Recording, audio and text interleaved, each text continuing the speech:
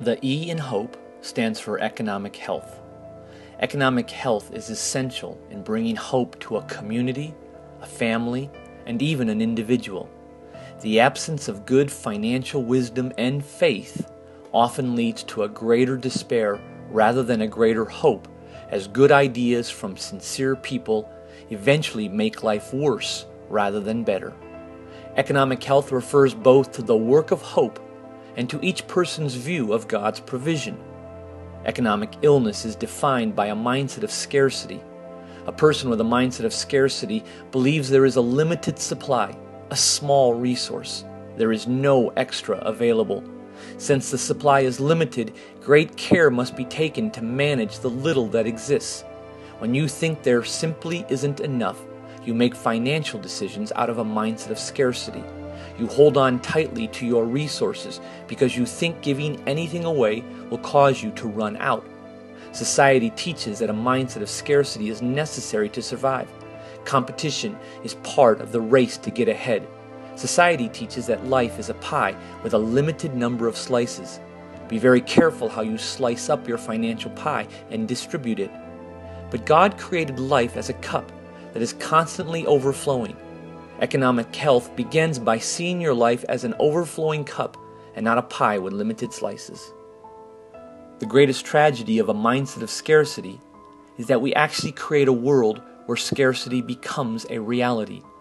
The world goes hungry because we believe food is scarce, so we hold on to what we have.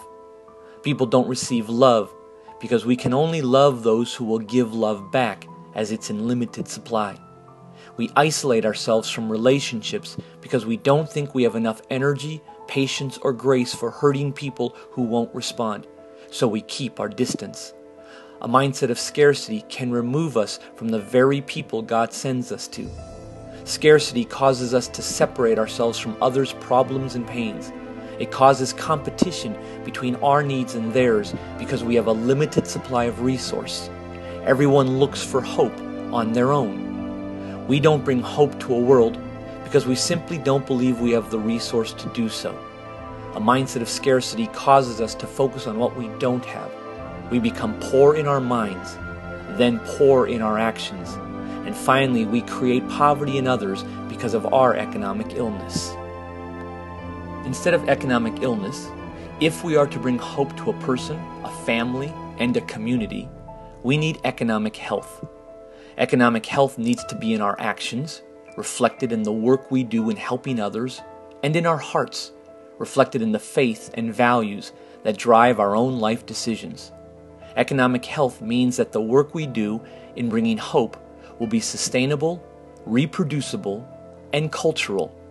These three characteristics work together to create a healthy model for bringing hope to a hurting people.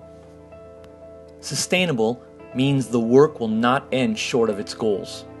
Everyone is to be dependent on God for His provision. Any financial transactions should be set up where everyone is dependent on God and no person is forced to be fully dependent on someone else for the long term. Sustainable takes faith and wisdom and creates a dependency on God to provide through creative economic means. Everyone should be responsible for the economic sustainability of the work. Reproducible means the work will work in different areas.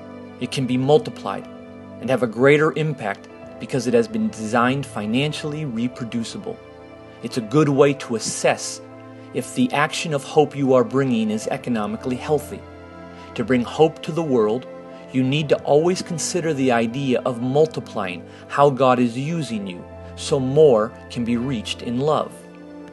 Cultural means the economic aspect of the work fits the context of the person's life. Even if there are abundant resources, the work should be designed to match the culture of the community economically. Otherwise, you don't bring hope. You bring an unhealthy opulence that removes the people from their very community. Or you continue to bring a poverty that doesn't address their real financial needs. The world is driven greatly by economics. People without hope first think economically about their life.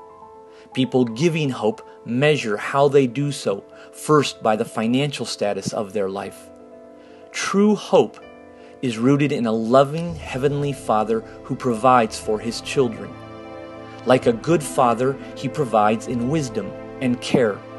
He asks His children to share with each other in a healthy way where everyone receives and grows in hope.